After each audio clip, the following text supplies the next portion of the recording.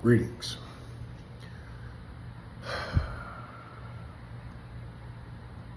So I stopped off about an anecdote about about dunking, and then uh, parts of my childhood, uh, being a teen, being in high school, being starting high school, playing football in high school, playing basketball in high school, just uh, going through a state of true confusion of who I was, being heavily influenced by my friends, music, television, fashion, those types of things. Um, you just run through a state of trying to find out who you are. And if you're lucky, very fortunate, you come out on the other side as the person that you are trying to become. If not, you can be swallowed by taboos of the world, drugs, alcohol, bad relationships, a lot of negativity, abuse, you name it. There's a ton of pitfalls. There was a ton of pitfalls. In being able to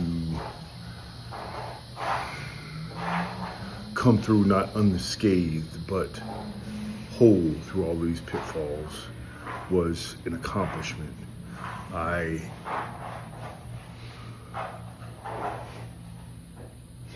had a lot of issues because I was a football player, and what I wanted was to become a basketball player. My sister, and a lot of people in my life, especially my sister, a huge influence, were influencing me heavily to go play basketball. I wasn't getting taller. I wasn't getting bigger. I was getting taller, and I was super slim. I was 6'4", 6'5", maybe 160, 165 pounds in ninth grade, 10th grade.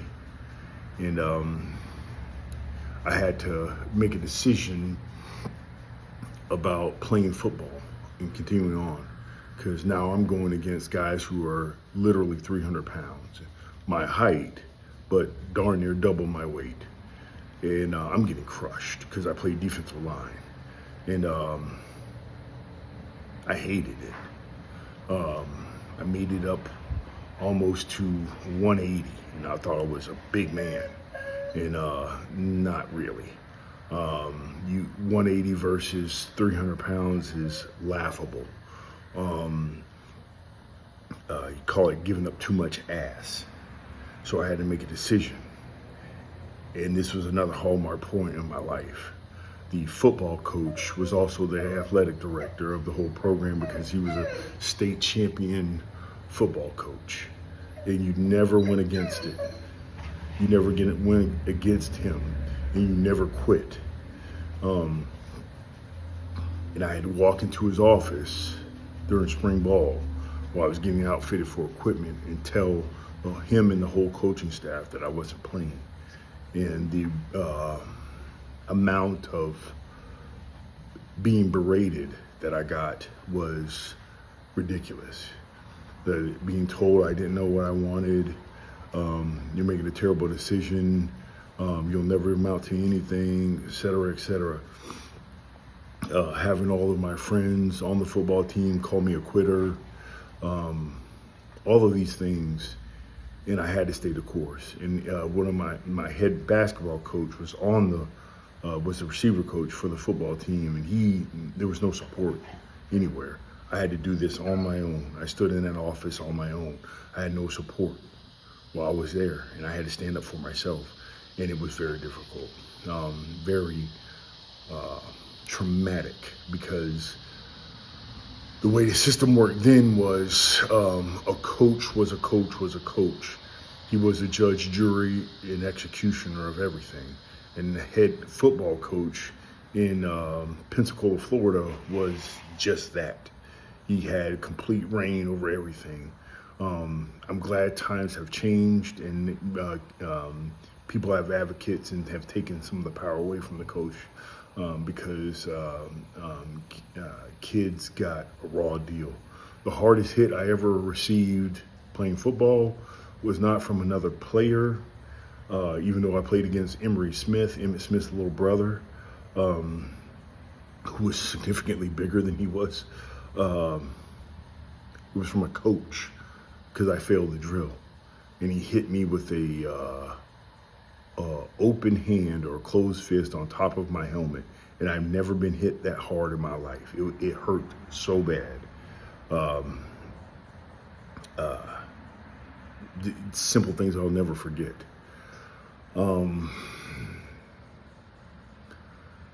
then I started playing basketball a lot. I went out to the base at the Navy, Pensacola NAS, Pensacola Naval Air Station. And I remember one day, because it was the gym was 2 gigantic hangars, and they had these gigantic bay doors, and it overlooked a bay, and so you would have these tremendous sunsets, and the bay doors were open, and this guy got a ball, and he went baseline, and he did a 2-handed dunk. He cocked the ball behind his back, and he just let it rip from the side. And I said, I want to do that. And I had to stop and think, I can do that.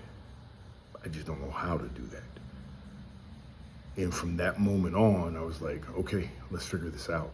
I would rip my hands open, dunking the ball, trying to figure out how to do it more efficiently, and not realizing that was just one aspect of the game.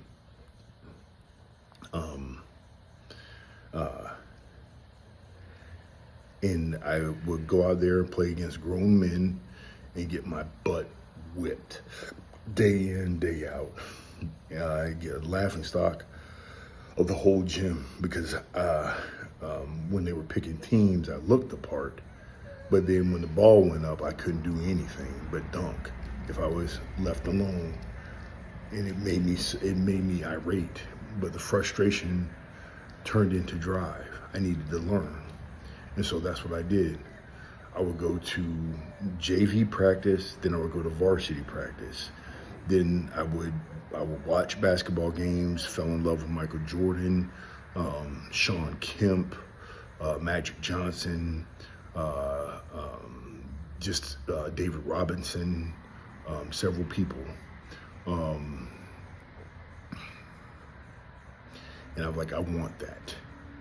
So I kept going and kept going and kept going. All right, that's enough for now. Take care.